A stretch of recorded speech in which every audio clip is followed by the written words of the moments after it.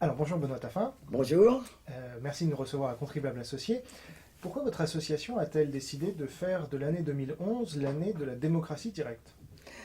D'abord, ça ne sera pas seulement en 2011. Je crois qu'on est parti sur un combat de longue haleine, parce qu'on ne lâchera pas le morceau tant qu'on n'aura pas réussi à instaurer la démocratie directe en France. C'est parti d'une simple réflexion d'Yvan Blot, qui a une association Agir pour la démocratie directe, et que j'ai entendu dire un jour que là où les citoyens pouvaient s'en servir, les dépenses publiques étaient 30% inférieures, les impôts aussi, et les dettes moitié moindres que dans les États où ça n'existait pas.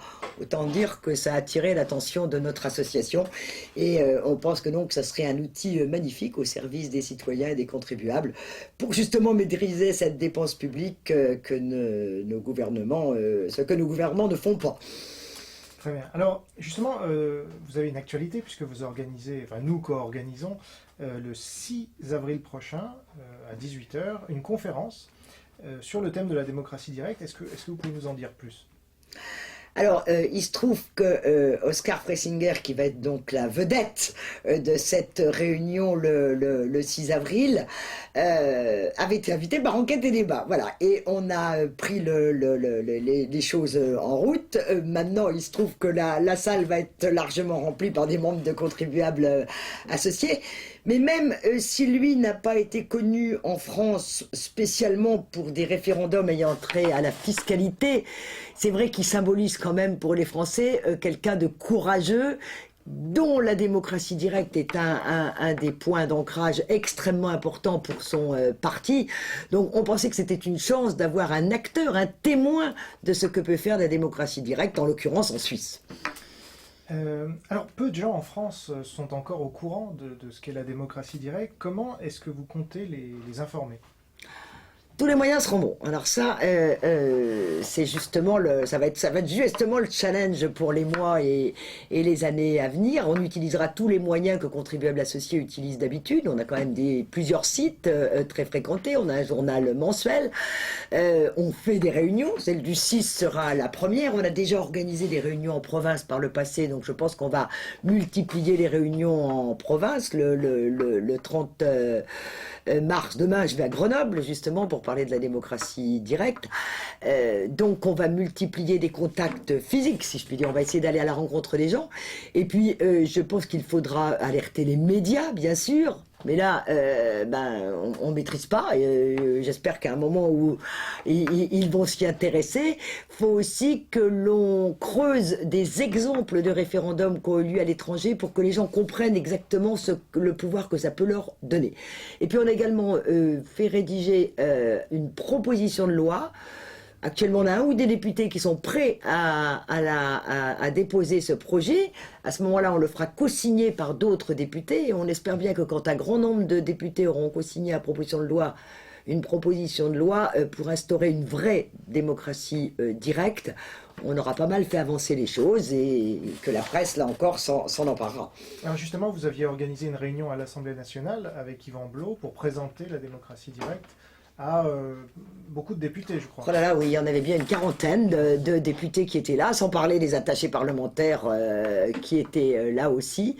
Et c'est vrai qu'on tenait absolument à faire une réunion avec les députés. C'est d'ailleurs une de nos méthodes habituelles. Quand on a un sujet auquel on tient, on le présente aux députés, surtout si c'est un sujet dont ils n'ont pas l'habitude d'entendre parler. Alors là, la démocratie directe, ils débarquaient.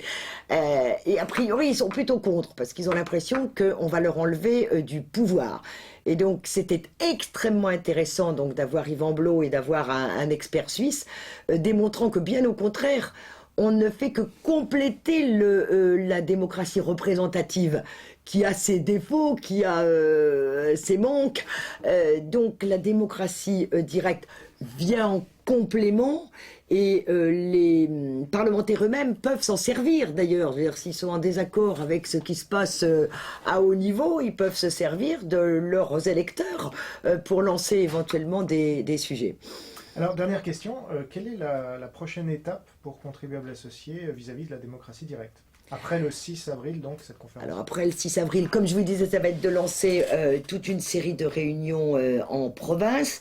On a élaboré un petit film d'une dizaine de minutes, donc on va bien évidemment mettre sur nos sites, demander à nos sites amis de le mettre aussi, et qui pourrait servir de base à des réunions Tupperware, c'est-à-dire que moi-même, ou l'école ou Yvan Blot, ou les connaisseurs de la démocratie directe, on n'est pas toujours disponible pour se déplacer partout.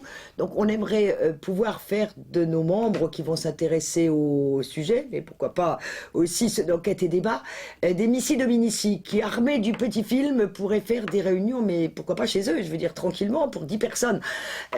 Voilà, donc on va essayer d'avoir une diffusion extrêmement importante, comme je le disais tout à l'heure, de personne à personne. Et puis on a un triptyque, alors là, qui vient d'être imprimé et qu'on va pouvoir diffuser à des dizaines de milliers d'exemplaires. Voilà. Très bien. Beaucoup de projets, en tout cas. Plein de projets, et je pense qu'on a du pain sur la planche. Et je voulais quand même ajouter un mot, c'est qu'il y a eu une réforme constitutionnelle en 2008 qui instaurait soi-disant la démocratie directe. Voilà, je tiens à le dire. Parce que c'est un peu ce que les députés nous ont dit. Bah ça y est, il ne reste plus qu'à voter les lois d'application, qui ne sont pas votées d'ailleurs quasiment 3 ans après. Mais c'est une fausse démocratie directe, puisqu'on demandait 3,5 millions de signatures de citoyens pour lancer un référendum, auquel devaient s'ajouter 183 signatures de députés.